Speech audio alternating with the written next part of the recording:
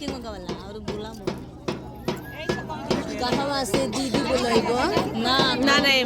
कौन बाबा में गीत गावला गड़गड़िए ए बेटा हट जा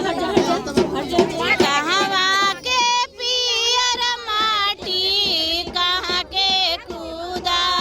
रहे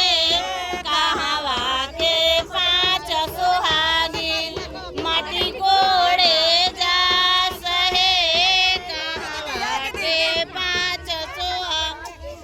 पटना के पटना के पियर माटी छपरा के खुदा रहे भदौर के पांच सुहागिन माटी कोड़े जा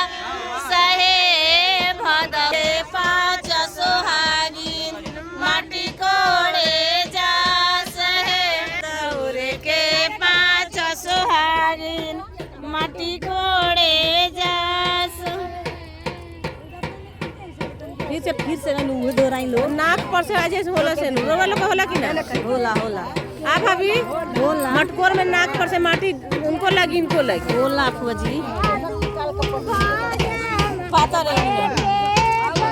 तोरा पूरी गांव त बड़ी ए तनी जो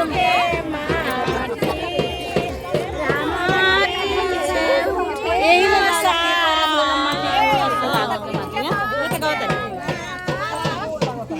रामा जी